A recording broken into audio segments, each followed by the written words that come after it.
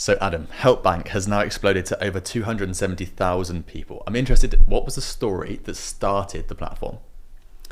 The story that started the platform came down to Simon's reach. He had this ability to reach individual people on a daily basis. And for him, that wasn't enough. He was providing help, but on an individual basis. The premise behind the platform was the fact that you could then create scalable help for as many people as possible by creating a central space where people can come, give help and get help on a digital platform that was accessible in every country. The idea that one person helping was a good thing was intentionally aiming to be replaced by a community effort of people helping other people. So HelpBank motto being helping people help people. The idea behind that is that a community of people globally should be able to provide high level quality help to a huge number of other people, more so than just one person doing that. Yeah. So for people that haven't heard of HelpBank, how does it work? Is it that someone can literally log on and ask questions about anything? Or could I go on and give advice? What is the premise? How does it actually work? So when the MVP started out about 2 and a bit years ago, it was the simple premise to be tested to see whether or not you could ask a question and get meaningful help. That was the really simple basics of it. It's grown with additional features and a different utility now, but that was the premise. And the idea is that you can go on to HelpBank, get the help that you need, and predominantly it's around business, right? So Simon's background is around business. Yes, you could go on there and ask about anything, and people genuinely do. But the idea is it's predominantly about business. It's about entrepreneurship. It's about building your own freedom and building your own business. Yeah. And 270,000 people is a lot of people. And I'm interested in the split between people coming to ask versus coming to give advice. Do you have that kind of data? Yeah, so we weren't sure how it was going to go in the start. We didn't know whether or not it was just going to be a magnet for people who didn't know where to turn or they needed help in a myriad of different ways. But what was interesting was the number of people coming to actually give help. And I think that we were surprised that I think the split is somewhere in the sort of 85-15 ratio. So 15% of people come to give help and actively and proactively help individuals on a day-to-day basis, and 85% of those people are requesting help. But it's an interesting split because if you look at the numbers, obviously 250,000 people and 15% of those, that's a large number of people who are actually there to actually just give help. When you sign up to HelpBank, you can actually choose which one you're there to do. You can, of course, choose both because a lot of people, as you know, in entrepreneurship will not only be able to give a certain skill set and a certain amount of help to other people, and they'll need help along the way in other areas. But yeah, there's definitely that sort of split. Yeah. And so someone who's listening who might think it sounds like Reddit, for example. Yeah. How would you combat and answer that question for them? So how do you mean? So in terms of like Reddit is a literally Q&A free for all? Yes. Yeah. Okay. Obviously they're not vetted and they're not there for the same purpose. Sure. But it's a forum. It is a forum. And what we haven't done is deliberately copy Reddit's format. I.e. there are lots of different subreddits and there are unlimited comments and questions. Yeah. So what we were fairly mindful to do in the early stages is to ensure that the number of comments and the conversing backwards and forwards was relatively limited. People were there to actually give help, and you can comment once or twice. We've changed this now because we found that actually that was slightly limiting, and there's definitely a sweet spot between limiting number of comments and then letting it be a free-for-all. Okay. So if you have a number of people commenting on a specific question, then actually a short backwards and forwards on that piece of advice is healthy. But taking it off-piste and doing any number of other iterations of that gets a bit distracting.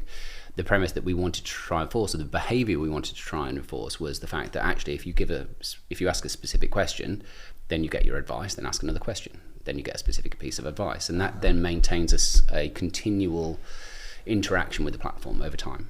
Okay, that's I think it's so interesting. So I guess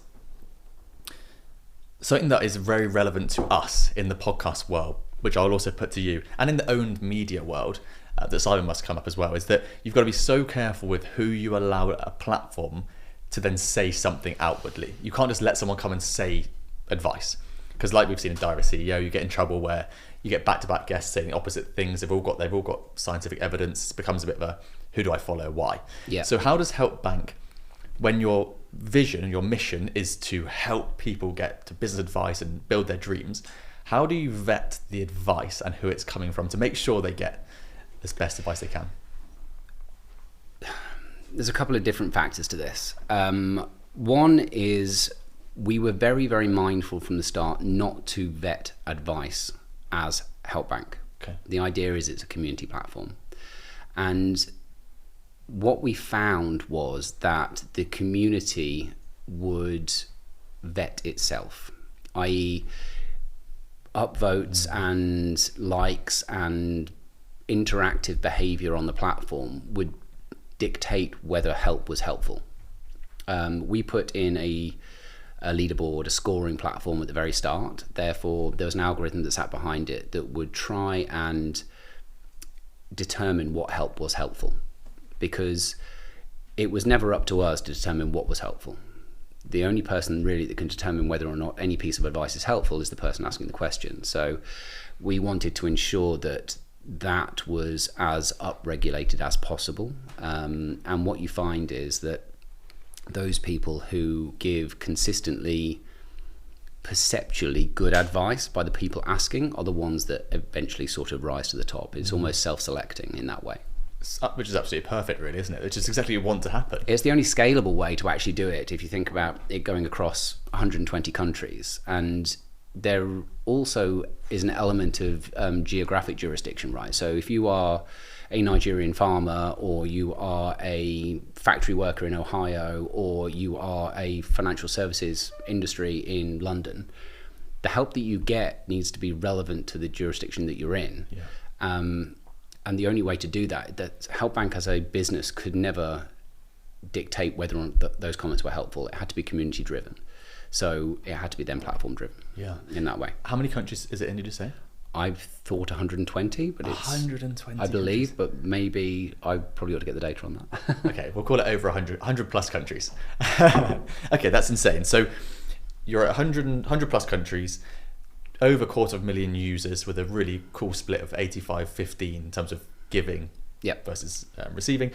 What would you say were the key levers that have helped you grow the platform this quickly? Because obviously there's the front end marketing of Simon and his brand. Sure. But the platform has to be good for it to actually scale to this number and then retain. Yeah, it does. I think there's a couple of elements, one of which is the fact that where do you go for help?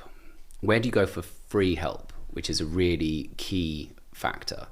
There are so many people online selling courses, and there is questionable value as to how relevant those courses are or whether they have specific relevance to you. And not everybody, when they're starting out, has money to spend on advice. That then lends itself to the next problem, which is, if it's free advice, how valuable is it? Which is also a factor. Again, I remember Simon hearing that phrase from his book, which is like, if you don't pay attention, which is something he railed against, because he believes that actually, you can get good advice which is free. And that speaks to the previous point, which is ultimately, if you can generate community help, which is self-vetting, then you end up in a position where actually you should get the cream rise to the top and you should be able to get good help.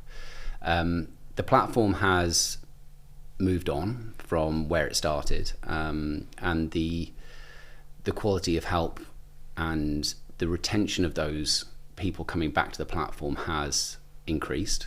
What we found was that the bounce rate has dropped as we've moved on. We've introduced different feature sets on the platform, which has helped retention. There's different things that you can do there rather than just ask a question. And we've learned from seeing the best elements of what we've done and then iterated against those to create a better experience, I suppose. I think it's such an interesting premise. So I think I'm right in saying, based on the stats you've just said, that roughly 40,000 people every month come just to give. Yeah. Why? That's what the stats say. Yeah. So why? What's happening there? I guess it's difficult to read because what we haven't done is necessarily interview those people to determine why they've come to the platform. But what you do find is consistent people coming back and doing that.